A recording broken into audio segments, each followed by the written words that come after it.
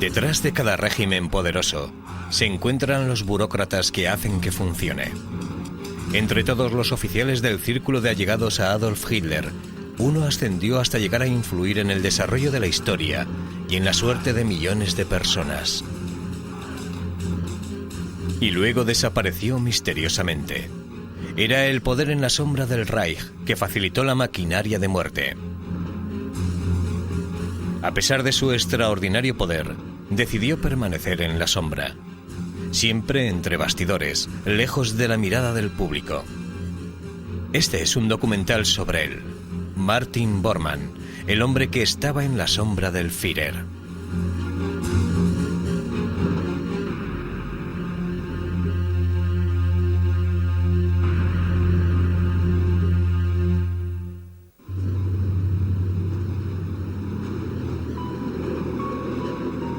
La postura oficial del gobierno alemán sobre la suerte de Martin Bormann es que falleció en este puente la noche del 1 de mayo de 1945.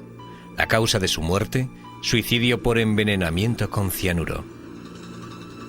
En 1965 se excavó la zona en busca de pruebas, pero no se encontró nada.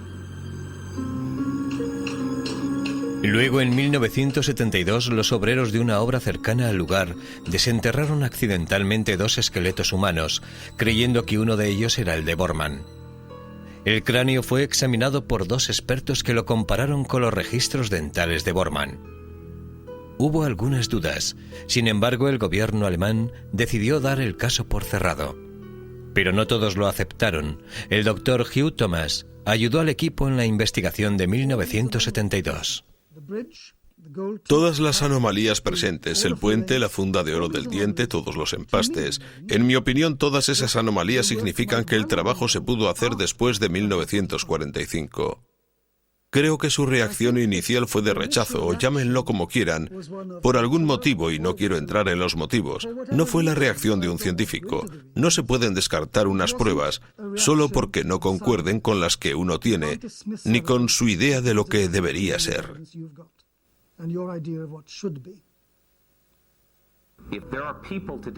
Hoy en día hay personas a las que les cuesta aceptar los exámenes forenses que se le hicieron a Mengele en Sao Paulo, con 12 médicos forenses, radiografías dentales y todo lo demás.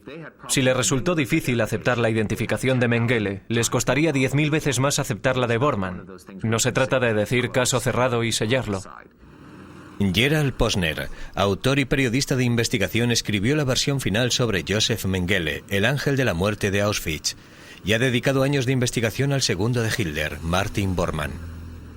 En mi opinión, si observamos el nivel más alto del Tercer Reich, la persona que más fácilmente podría huir después de la guerra sería Martin Bormann. Y el motivo es su facilidad para pasar desapercibido. Durante la guerra, si uno cogiera una foto de Bormann y se la enseñara a unos transeúntes alemanes, muchos de ellos no lo reconocerían.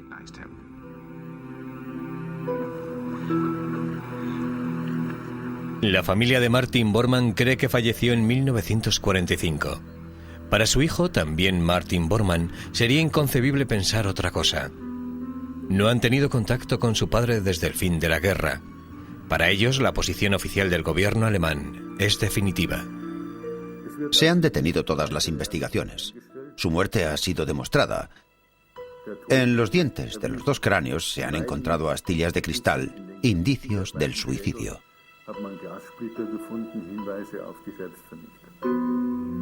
Con el paso de los años, la ciencia ha avanzado y finalmente en 1998 un laboratorio alemán logró extraer el ADN de los huesos. Los datos fueron comparados con muestras de sangre de la familia y los resultados del análisis fueron positivos. Los huesos desenterrados eran de Martin Bormann. Pero a muchos que conocieron a Martin Bormann les resultó difícil aceptar que fuera un hombre capaz de suicidarse.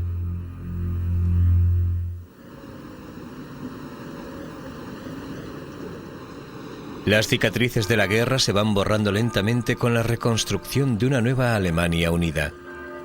Aunque la mayor parte de los restos nazis ya no son visibles, todavía queda en pie una reliquia como testimonio del antaño romantizado Reich de 1000 años. De entre todos los monumentos, este es el que simboliza la historia tras el nazi más poderoso después de Hitler.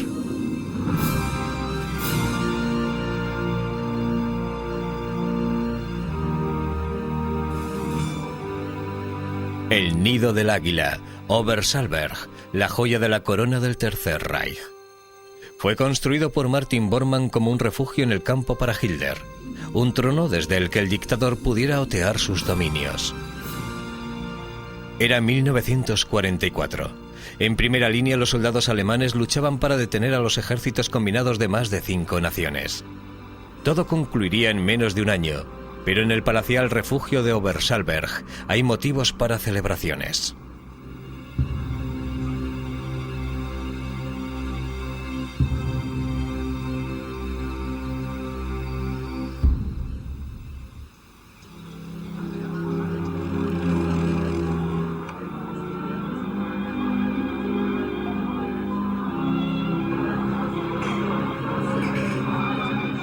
La nobleza de la corte de Adolf Hitler se reúne para la boda del general Hermann Fegelein, el oficial de enlace de Heinrich Himmler.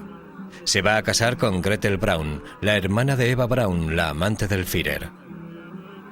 Es un día feliz para los recién casados. Nadie podía imaginarse que en menos de un año, Martin Bormann animaría a Hitler a ordenar que ejecutasen al novio por traición.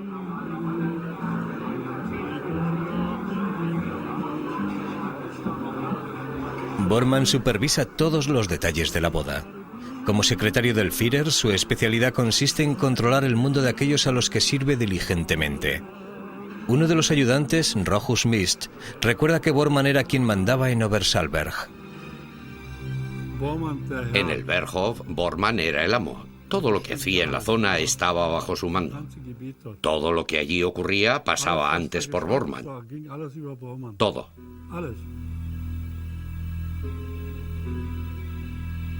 ¿Cómo ascendió Bormann para alcanzar tal autoridad? Era poco refinado, no tenía un carácter carismático, era la antítesis del modelo ario y distaba mucho de tener el glamour de un oficial nazi. No era atractivo, no tenía una buena cara y no emanaba personalidad. No era un tipo excepcional. Estos álbumes contienen miles de retratos de líderes del Reich, conservados para la posteridad. Fueron hechos por el fotógrafo de los nazis, Walter Franz. Su recuerdo de Martin Bormann sigue siendo nítido. Uno tenía que respetarlo solo por su posición, no como modelo fotográfico. No era fotogénico. No se esforzaba por destacar. Prefería actuar desde un segundo plano como un hombre poderoso. Era posible fotografiarlo hablando antes con él. No era muy alto, pero tenía un puesto muy poderoso y todos los hombres del partido tenían que tener cuidado con Bormann para que no los presentase bajo una luz negativa. Siempre existió la sensación de que no se podía confiar en él. Era un intrigante. La actitud general era la de cuidado con Bormann.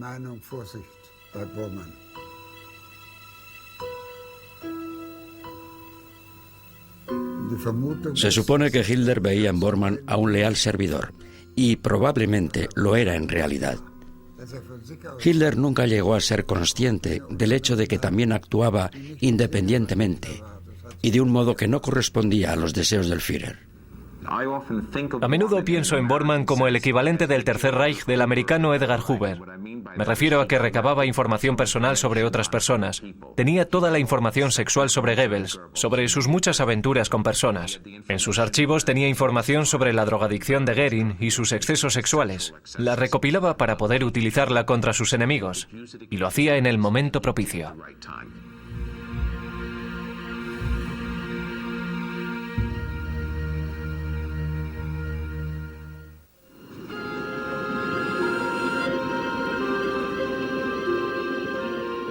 Martin Bormann nació en el pequeño pueblo de Halberstadt, justo cuando el mundo entraba en un nuevo siglo.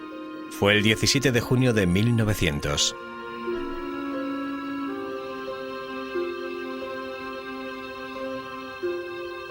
Su madre, Anthony Bormann, una devota luterana, le dio a su hijo el nombre del fundador de su iglesia. Irónicamente, el niño que fue bautizado en honor a Martín Lutero, de adulto llegaría a detestar la religión y un día llegaría a ordenar la persecución oficial de la Iglesia. Martin tenía un hermano y 2 medios hermanos. Su padre, Theodor, trabajaba en correos y casi no podía mantener a su creciente familia. Falleció cuando Martin tenía 3 años de edad. Su madre no tarda en casarse con el tío de Martin, recientemente enviudado y con 5 hijos, y la ampliada familia se traslada a la ciudad de Weimar. En la escuela, a principios de la década de 1900, Martin se ve expuesto al germen del nacionalismo fanático. Es un estudiante mediocre y al llegar al 5º curso deja los estudios, sin poder lograr el título de bachiller.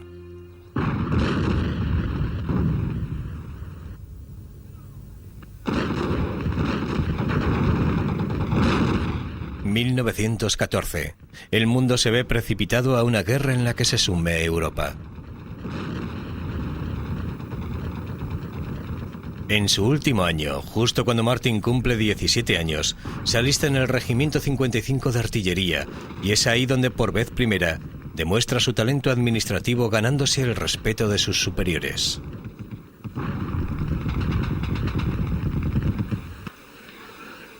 Tras la guerra, la economía de Alemania está en la ruina. Al igual que otros muchos veteranos desilusionados, el objetivo de Bormann es seguir vivo. Encuentra trabajo aquí, en esta granja de Gut Herzberg. Su nuevo jefe es un nacionalista ferozmente anticomunista. Ejerce una gran influencia sobre Bormann y este se alista en los Freikorps, un grupo paramilitar comprometido a liberar a Alemania de sus comunistas. Uno de sus miembros es Rudolf Hess, el futuro comandante del campo de exterminio de Auschwitz. Para demostrar su patriotismo, Bormann ayuda a una banda dirigida por Hess a secuestrar a una exmaestra de escuela sospechosa de traición. La noche del 13 de mayo de 1923, matan a su víctima de una paliza. Bormann es detenido y le imponen una sentencia menor de 12 meses de prisión.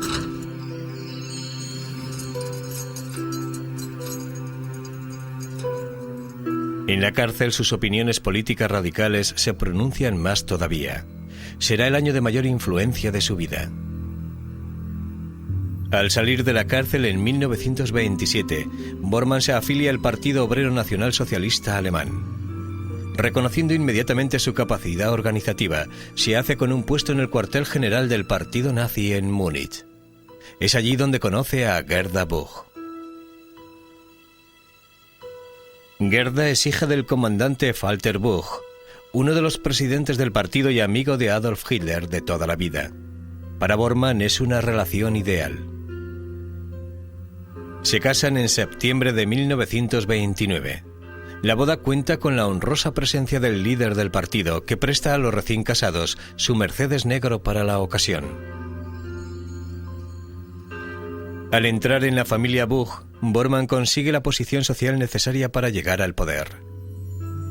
La pareja se instala en Icking, una zona residencial de Múnich. Su primer hijo es un niño y Bormann le brinda a Adolf Hitler el honor de ser el padrino. Bautizan al niño con el nombre de Adolf Martin. Pero nunca me llamaron Adolf. En casa me llamaban Krönsi, el príncipe de la corona, el mayor, y luego Martin. En años posteriores, la familia aumentaría con 9 hijos más.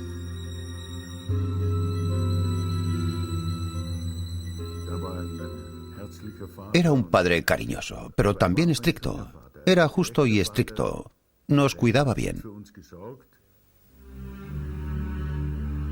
Desde su oficina de Múnich, Bormann administra los asuntos financieros y del partido, aportando su talento a la captación de más afiliados y al aumento de popularidad del partido.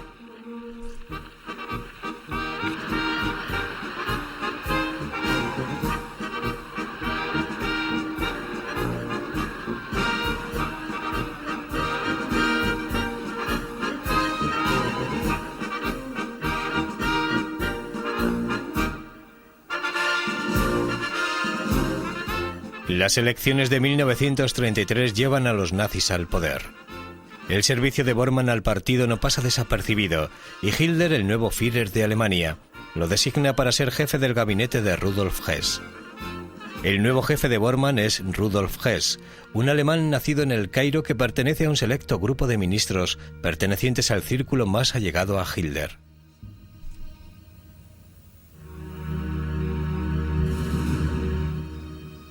Mientras el poder de Hitler se consolida en Alemania, Bormann da órdenes en el seno del partido. Sustituye las tradicionales oraciones diarias en los colegios por eslóganes nacionalsocialistas. Bormann aprueba la retirada de los judíos de distintas prácticas profesionales. Finalmente los obligará a llevar una estrella amarilla que los identifique.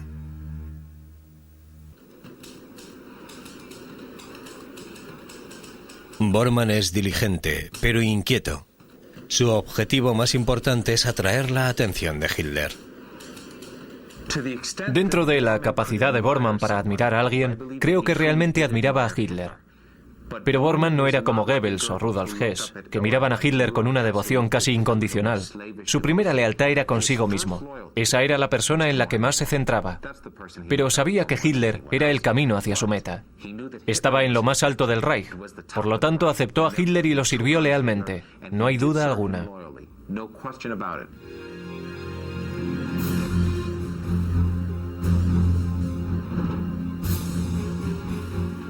En 1935 Martin Bormann empieza a construir el refugio de Obersalzberg.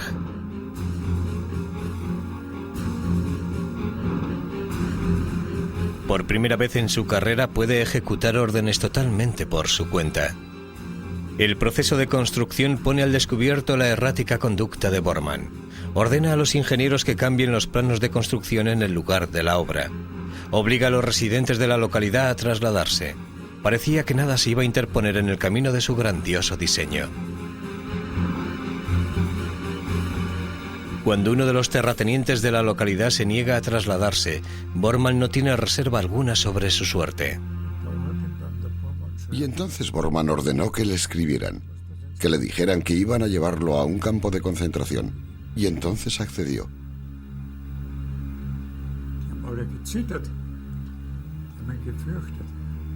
Todo el mundo temblaba de miedo. Cuando algo no le gustaba se ponía como un loco. Siempre llevaba una fusta consigo y golpeaba a cuantos le rodeaban.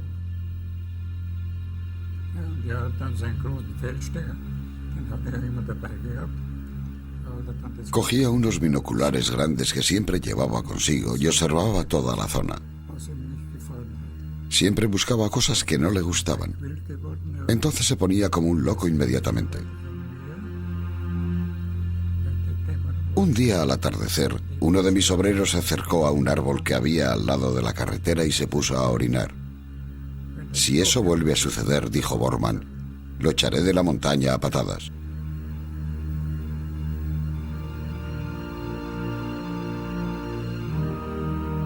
El complejo daba una sensación de extravagancia. Sin embargo, algunas estructuras, así como el laberinto de búnkeres subterráneos, le daban más aspecto de fortaleza que de un refugio en el campo.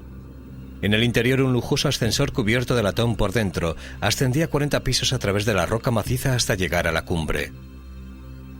En 1938, Bormann le presenta su regalo al Führer por su 50º aniversario.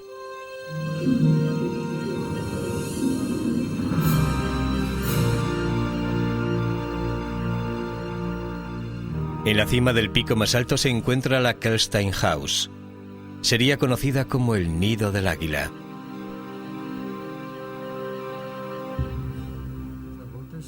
Pero Hitler no lo quiso. Le pareció demasiado caro. Pero Bormann sí lo quiso. Hitler ni siquiera quiso ir allí.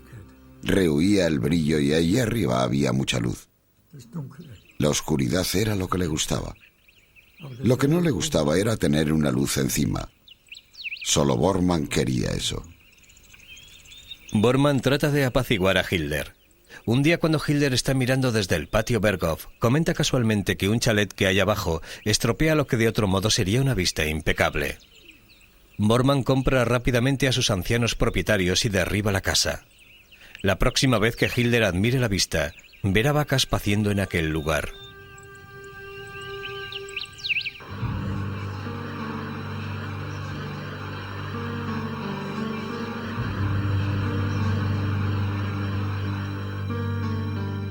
Mientras Bormann se corona a sí mismo como soberano de Obersalberg, Eva Braun es su anfitriona. La amante y el manipulador, ambos seducidos por el centro de suprema autoridad, mantienen una tensa relación. Pero en su búsqueda del poder, Bormann es prudente con Eva Braun. Sabe que puede competir con él triunfalmente para conseguir la atención de Hitler.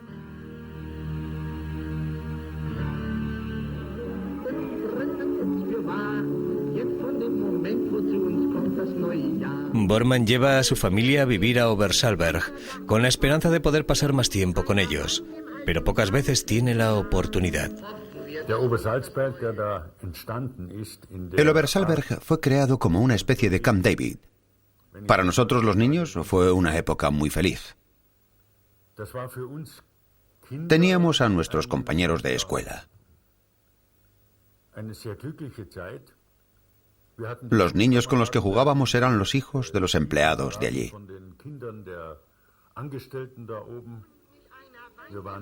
No teníamos restricciones. Podíamos hacer todo tipo de cosas.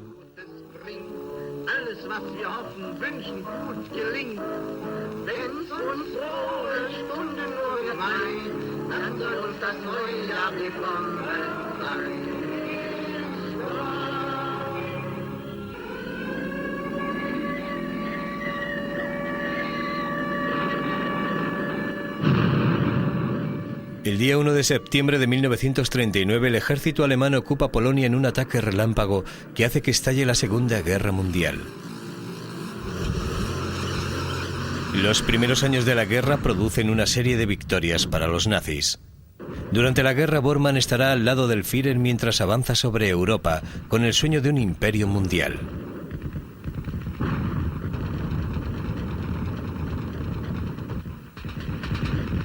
En 1941 las bombas alemanas caen sobre Londres hasta obligar a los británicos a aceptar una tregua. Son los mejores momentos de la Alemania nazi. Los hombres del círculo de allegados de Hitler están embriagados por su propio éxito. Sin embargo, el segundo de Hitler, Rudolf Hess, se siente alienado. La dirección de los asuntos del partido nazi lo ha desilusionado y su ausencia es evidente en las reuniones de alto nivel. Bormann se ofrece a ocupar su puesto y representar a Hess y a su gabinete. Hitler acepta, convirtiendo a Bormann en uno de los hombres aptos para tomar decisiones en el Reich. A partir de entonces, Bormann se dedicará por entero a Hitler, reduciendo su vida familiar a cartas y visitas ocasionales. Bormann aparta sutilmente a Hess, creando una desagradable tensión entre ellos deliberadamente.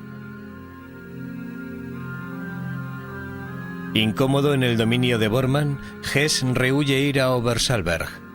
Pero Rochus Mist recuerda una de sus pocas visitas. Fue el día en que Hitler recibió una respuesta a su exigencia de una tregua con Gran Bretaña. Fue durante una comida y el doctor Dietrich trajo un mensaje que decía: Mein Führer, los ingleses no aceptan. Entonces Hitler dijo: Dios mío, ¿qué más puedo hacer? Al fin y al cabo solo me queda ir allí y arrodillarme ante ellos. Y aquella fue la señal para Hess. Pero Rudolf Hess cree que puede convencer a los británicos para aceptar un pacto de paz con Alemania y decide tomar la iniciativa. El 10 de mayo de 1941, Hess vuela en solitario a través del Canal de la Mancha hasta Gran Bretaña. Si su misión tiene éxito, recuperará el respeto de Hitler y recuperará su posición. Hitler no sabe nada sobre el plan de Hess y cuando la noticia llega a Obersalberg, Hitler se pone furioso. Tras la marcha de Hess, en el Berghof se vivieron momentos terribles. Hitler no apareció durante casi 2 días. Dicen que Hitler dijo: no lo entiendo. ¿Cómo puede hacerme esto ese hombre? Aquel era el momento que Bormann había estado esperando. Se ofrece voluntariamente a investigar a fondo el asunto y empieza a indagar entre el personal de Hess. Hess había ordenado a sus hombres que guardaran silencio y eso fue lo que hicieron. Los adjuntos, el sirviente... Al fin y al cabo, el sirviente de Hess lo había organizado todo. Se había encargado de todo. Que yo sepa, Bormann ordenó que todos aquellos que estuvieran involucrados o hubieran guardado silencio fueran llevados a campos de concentración. Pero por otro lado es probable que Bormann estuviera muy satisfecho con que hubiese ocurrido aquello con Hess porque se convirtió en el canciller del partido. Al concluir la investigación, Bormann le sugiere a Hitler que declare loco a Hess y que ordene que lo fusilen en el acto si regresa. Una vez eliminado Hess, Bormann ocupa el recién creado puesto de canciller del partido. El otrora funcionario ha avanzado hasta la primera línea de política del partido. Para Hitler es una mina de información. Su magistral control burocrático está consolidando su ascenso al poder. Sin su aprobación personal de planeamiento, nadie puede ver al Führer. El nuevo puesto de Bormann crea resentimiento entre los generales de Hitler. Para ellos, Bormann siempre será un oficinista poco refinado y sin educación. Solíamos decir que el jefe no tenía un buen consejero, no tenía con él al hombre apropiado. Eso era lo que decíamos entre nosotros, los camaradas, sobre todo los mayores. Habíamos estado con el Führer desde antes de su llegada al poder. No era el hombre apropiado, realmente no lo era. Desde el punto de vista de Hitler puede que lo fuese como trabajador leal y diligente, pero no como consejero. No era el hombre apropiado. A finales de 1942, en el frente ruso de Stalingrado, el sexto ejército alemán es rodeado y se ve obligado a rendirse. En el imperio nazi está cambiando la marea. Irónicamente, elevará a Martin Bormann al puesto de mayor poder de Alemania después del Führer. Después de Stalingrado, cuando los nazis tienen que huir derrotados de Rusia, Hitler se convierte en una especie de recluso. Empieza a pasar toda la noche en vela y a tomar más fármacos. Si Hitler no hubiese tenido a Bormann, podría haberse desintegrado mucho más rápidamente.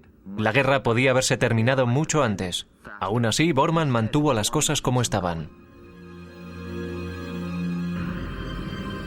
Hitler asciende a Bormann a secretario del Führer, al mando de todos los asuntos de Estado. El título es un mero formalismo. Bormann ya tenía el control de todos los asuntos domésticos del Reich.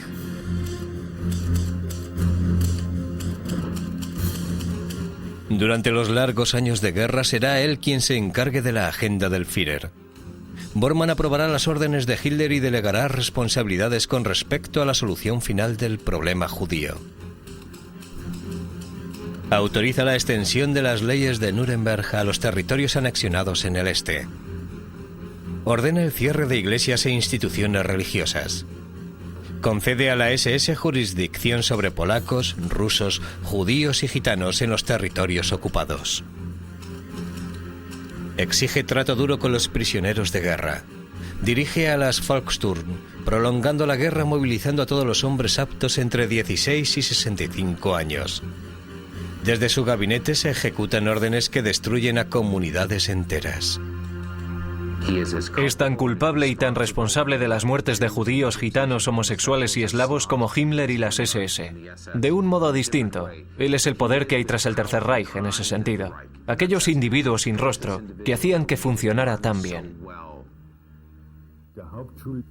La culpa principal no solo del holocausto de los judíos europeos, sino también de la guerra de aniquilación contra los eslavos, contra los gitanos Sinti y Roma y contra todos los otros que estaban incluidos en aquella lista.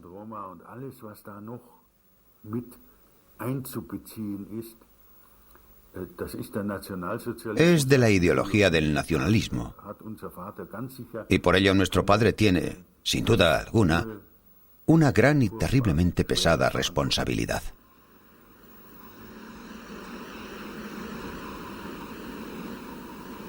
El secretario también dirige la vida privada de su líder. Compra hogares privados para Hitler, como este, y mantiene cerca su propia residencia. Controla los gastos personales de Hitler, así como los de su amante Eva Braun. Incluso cultiva hortalizas orgánicas para Hitler en su granja privada.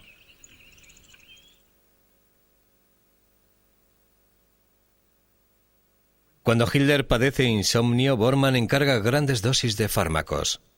Hitler depende no solo de sus medicamentos, sino también de su leal sirviente. Bormann filtra informes del campo de batalla susurrando solo lo que el Führer quiere oír, influyendo en él para que tome decisiones irracionales.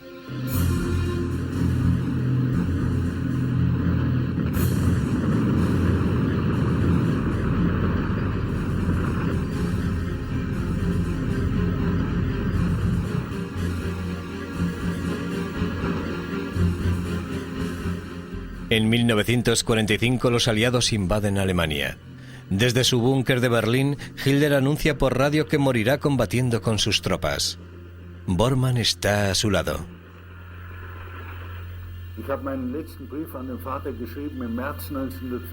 Le escribí la última carta a mi padre en marzo de 1945. También recibí una respuesta que en aquel momento solo fue una imagen para mí. Incluso un león moribundo puede dar terribles golpes con sus zarpas. Eso es lo que escribió. El león era la imagen de los británicos, pero tal vez se refería a su propio Reich. Solo que nuestro animal era el águila, que por entonces ya había caído.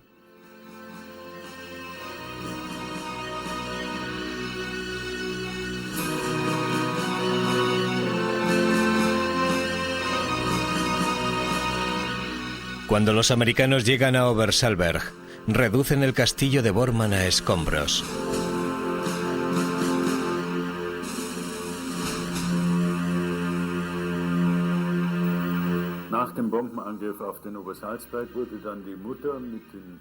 Después del bombardeo de Obersalberg, mi madre, mis hermanos y los niños de las zonas bombardeadas del Ruhrgebiet fueron llevados al sur del Tirol, y así escaparon de la guerra unos días antes, porque el Frente del Sur capituló antes. Luego mi madre tuvo que ir al hospital. Tenía cáncer. Y cuando se dio cuenta de que no mejoraría, le pidió al sacerdote católico del hospital que se encargara de sus hijos.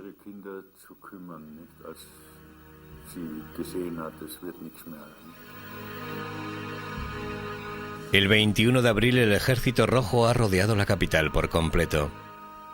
La batalla final de Berlín está a punto de empezar. Capturar a Hitler sería el máximo premio. Bormann nota cómo le aprieta la soga el cuello.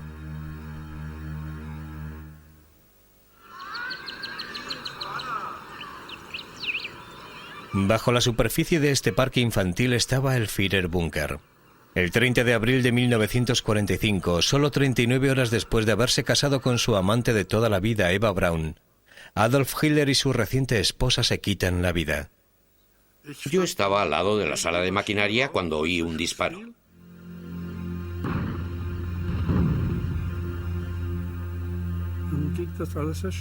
Luego todo sucedió muy rápidamente.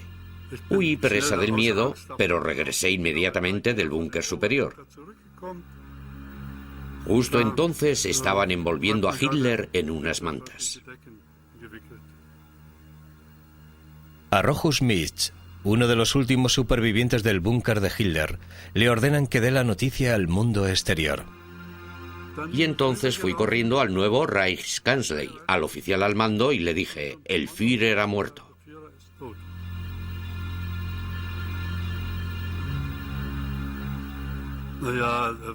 En el búnker el ambiente era de tragedia, un drama.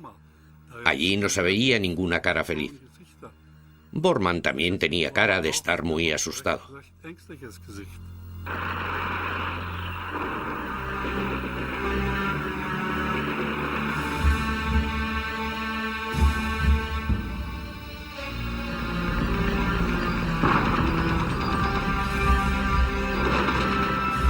Tras la muerte de Hitler, Bormann, antaño temido por todo el Reich, es ahora ignorado por todos en el búnker. Bormann estaba muy nervioso y estaba tratando de ponerse en contacto con los generales. Pero a ellos no les importaba. Estaba bastante solo. Tras la muerte de Hitler, Bormann no significaba nada.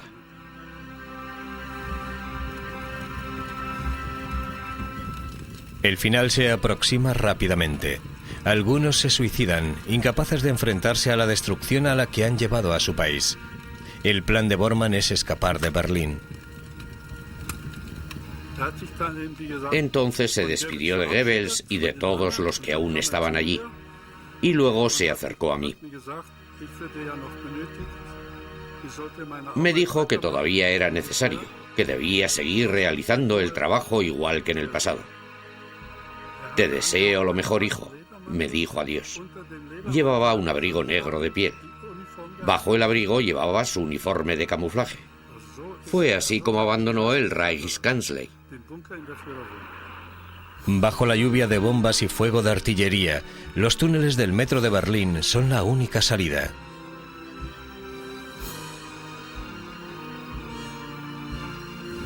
Tiene que ir a una estación de metro cercana, a unos 150 metros de allí, y entrar en la estación. Las tropas rusas están arriba, pero en la estación no hay tropas rusas. Si logra llegar allí, puede ir por los túneles del metro hasta Friedrichstraße, la estación siguiente, donde cree que en aquel momento todavía está luchando un contingente alemán. Ese contingente le ayudará a llegar al puente Weidenhammer, sobre el río Spree. Si llega allí, está a salvo.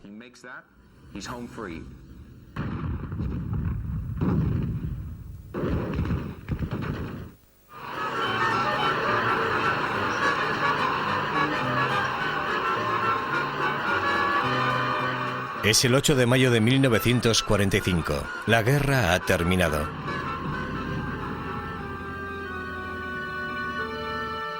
Un millón de soldados, antaño orgullosos, están ahora detenidos en campos de prisioneros de guerra. Los aliados comienzan la búsqueda de criminales de guerra. El ZIK, el cuerpo de contrainteligencia del ejército estadounidense, lidera la búsqueda de sospechosos. El oficial Arnold Weiss era un agente de campo. Era oficial de operaciones y perseguía personas de un modo activo. Fui una de las personas que sacaron de mi destacamento para averiguar qué le había ocurrido a Adolf Hitler. En relación a eso, perseguí y capturé a un general de brigada de las SS que sacaba el testamento de Hitler del búnker de Berlín. Hitler tenía un testamento político, además, en el que nombraba a un número de personas a las que estaban juzgando en Nuremberg y que estaban intentando desvincularse de aquel régimen. Entre los nombres del testamento está el de Martin Bormann. Ahora, el primer juicio de la historia por crímenes de guerra hará público su nombre. 20 de noviembre de 1945. En el lugar en el que antes se decretaban las leyes nazis, están juzgando a los criminales de guerra nazis capturados. Comienza el proceso contra el desaparecido ministro del Reich.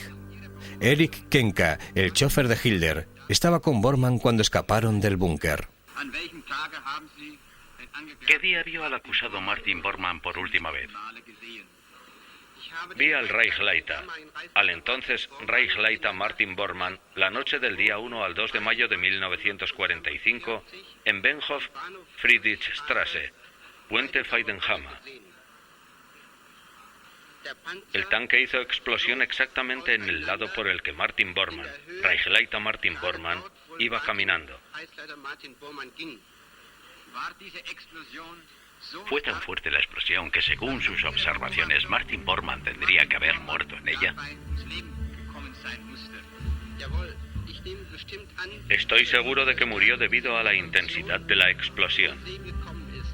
Sin embargo, el testimonio posterior de Arthur Axmann, el líder de la Organización de Juventudes Hitlerianas, parece contradecir la versión que Kenka dio de los hechos. Axmann dijo que vio a Bormann en el puente Fidenstrasse. Había encontrado a dos cuerpos aparentemente sin vida. Está seguro de que uno de ellos es Martin Bormann.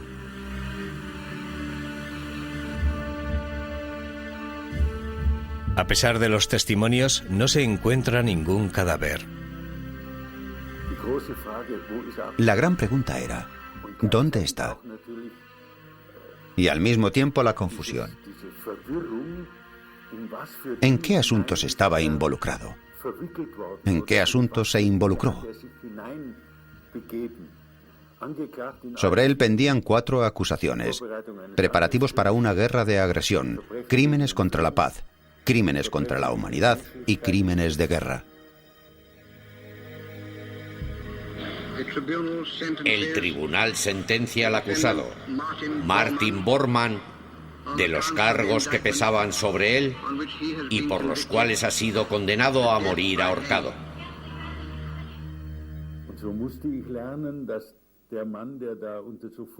Y así tuve que aprender que el hombre que había puesto su firma en aquellos terribles documentos de deportación, todos ellos incluidos en la colección de documentos del juicio de Nuremberg, tuve que diferenciar aquí el padre, aquí el hombre políticamente responsable.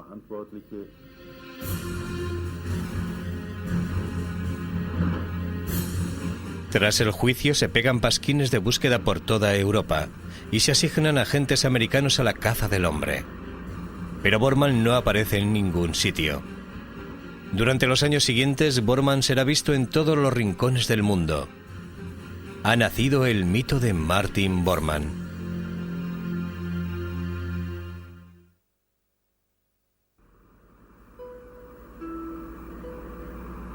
Ha pasado más de una década y sigue sin haber pistas sobre la suerte de Martin Bormann.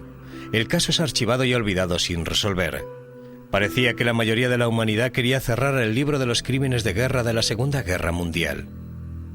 En 1960, con criminales de guerra nazis todavía en libertad, el Estado de Israel se siente obligado a actuar. Agentes del Mossad, el servicio secreto israelí, capturan al coronel de la SS Adolf Eichmann, que se ocultaba en Argentina. La noticia del juicio de Eichmann hace que los fugitivos nazis se metan bajo tierra. Josef Mengele, el doctor del campo de exterminio de Auschwitz, que antes vivía abiertamente en Argentina, se oculta ahora en una granja brasileña. Si Bormann está vivo, ahora ha desaparecido por completo. En 1962, el expediente de Bormann llega a la oficina de Fritz Bauer, un fiscal de distrito alemán. Bauer ordena que excaven el lugar en el que Arthur Axmann testificó haber visto a Bormann por última vez. Pero la excavación no revela nada. Fritz Bauer fallece en 1965, todavía convencido de que Martin Bormann ha eludido a la justicia. Luego, en 1972, unos obreros de la construcción de Berlín hacen un extraordinario descubrimiento. Se desentierran los huesos de 2 cadáveres humanos. El gobierno alemán envía partes de los cráneos para ser examinados por el doctor Hans Riedel, de la Clínica de Policía de Berlín. Riedel compara los dientes con las fichas dentales de su ficha militar.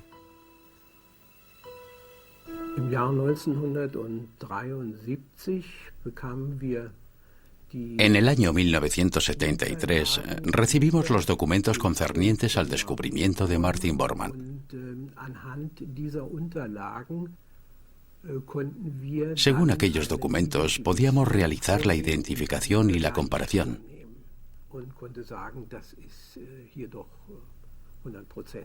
Pudimos determinar que la certeza era casi del 100%.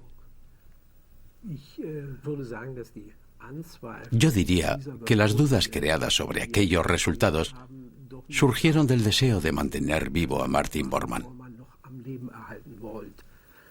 Creo que los alemanes tenían un incentivo para cerrar el caso. Nunca fueron agresivos en la búsqueda de criminales de guerra nazis, y Bormann era de ese tipo de cuestiones que para ellos era una molestia. En 1984, Gerald Posner estaba investigando en Buenos Aires, examinando fichas de la Policía Federal en el interior de los archivos del Estado. Sobre una mesa, a unos 3 metros, vi un expediente que, según recuerdo, tenía unos 25 o 30 centímetros de grosor, y marcado sobre ello ponía Bormann, Martin. Como un tonto le pregunté a la Policía Federal si podía ver aquel expediente. Hoy me acercaría e intentaría cogerlo a ver si me detenían y lo abriría. La respuesta fue no, por supuesto. El acceso a dicho expediente sobre Martin Bormann no solo fue prohibido por el gobierno argentino, sino que su existencia fue negada oficialmente.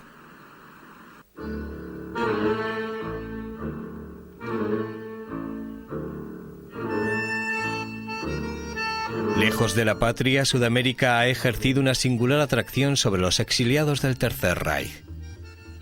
En Argentina, Un idilio con el fascismo ha proporcionado refugio a los fugitivos nazis. Una vez dentro, desaparecen en comunidades alemanas establecidas con la ayuda del Kameradenfer, una red clandestina de ex-nazis.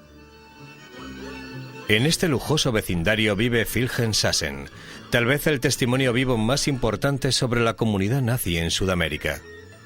Comparte los secretos de infames criminales de guerra nazis que encontraron refugio en este apartado continente. Fue amigo personal del coronel de la SS Adolf Eichmann, del doctor Joseph Mengele, de Hans Rudel y de muchos otros. La relación era muy buena. Durante 5 años, Sassen ayudó a Eichmann a escribir sus memorias. A menudo mencionaba a Martin Bormann como alguien que también estaba escondido en Sudamérica, pero no en Argentina. Bormann no llegó a pisar Buenos Aires. Está muerto. Hace 20 años. Huyó. Luego regresó a Alemania y se murió. Bormann es otro idiota completo. Klaus Eichmann, el hijo del ejecutado oficial de la SS, que vivía en Buenos Aires con su padre, hizo un llamamiento público a Bormann exigiéndole que asumiera la responsabilidad por sus crímenes. Qué impropio de un hombre, señor Bormann. Aunque lo den por muerto 1000 veces, tanto si aparece como propietario de un aserradero en Chile, o como un ingeniero de minas boliviano, o como un comerciante de café en Brasil, no conseguirá escapar de la justicia. Si puedo contribuir a ello de algún modo, lo haré. De eso puede estar seguro. En 1966 apareció en la televisión alemana. Señor Eichmann, dejémonos de tonterías. ¿Está vivo Martin Bormann? Sí, Martin Bormann está vivo y disfruta de buena salud. Le ha escrito una carta abierta a Martin Bormann, al asesor más allegado a Hitler y el más temido. ¿Podemos llegar a la conclusión de que tiene la absoluta certeza de que Martin Bormann todavía vive? Sí, Martin Bormann está vivo. Vive en Sudamérica. En Paraguay, en 1993, se hacen públicos unos expedientes policiales sobre Martin Bormann. Según dichos expedientes, Bormann falleció en Asunción y fue enterrado en una tumba sin nombre en el pueblo de Ita. El doctor Hugh Thomas manifiesta serias dudas sobre las conclusiones de la investigación alemana con respecto a los huesos desenterrados en Berlín. El cráneo de Bormann se encontraba al igual que todos sus huesos en arcilla roja. Cuando se tiene arcilla roja envolviendo el cráneo, ese cráneo estaba al lado del cráneo de Stumpfegger. Y sin embargo, el cráneo de Stumpfegger se encontraba, al igual que todos sus huesos, en arena amarilla. La tumba era de arena amarilla. En esa parte de Berlín no hay arcilla roja, ni en ninguna parte de Berlín que yo sepa. Y he vivido allí. Por lo que, en esencia, tenemos una situación muy peculiar en la que tenemos arcilla roja en un cadáver, salpicando todo el cráneo, de hecho envolviendo el cráneo, y sin embargo esa arcilla roja no se ve en ninguna parte del entorno. Se sabe que hay arcilla roja en Ita, en Paraguay. Y de hecho es allí donde el expediente de la policía de Stroessner sugiere que estaban presentes en el entierro de un hombre que pensaban que era Bormann.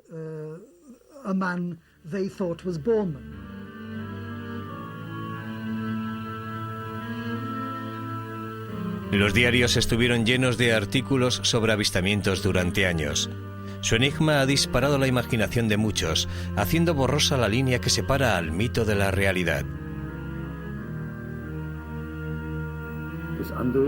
También existe el otro rumor, el de que supuestamente viajaba de Chile a Argentina y creo que a Bolivia. Eso también encaja en el juego. Al fin y al cabo, en aquella época existían aquellos regímenes fascistas en Sudamérica. Hubo otro rumor que decía que mi padre había muerto supuestamente en la casa del cónsul de la República Democrática Alemana de Asunción, las cosas más disparatadas.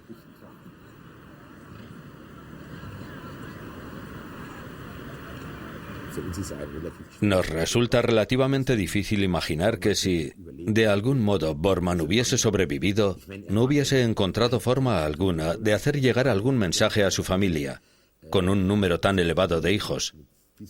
Era alemán de extremo a extremo. Ese aspecto personal también le da certeza al hecho de que no sobrevivió el año 1945. Ningún centro debería realizar en exclusiva un análisis en un caso de tal importancia histórica.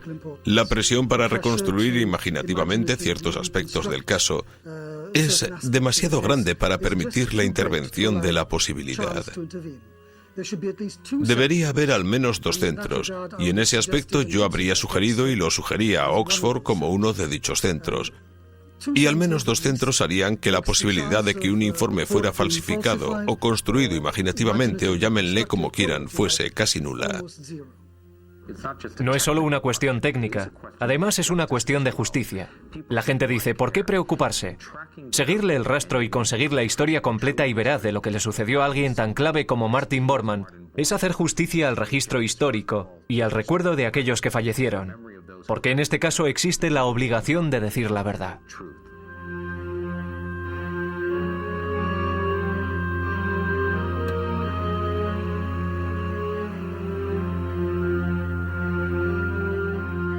En Alemania, los resultados de la prueba de ADN son concluyentes y el caso ha sido cerrado oficialmente. Sin embargo, incluso hoy algunas de las preguntas más importantes siguen sin respuesta. Y para muchos el misterio de Martin Bormann, el ministro más importante de Hitler, seguirá siempre sin resolver.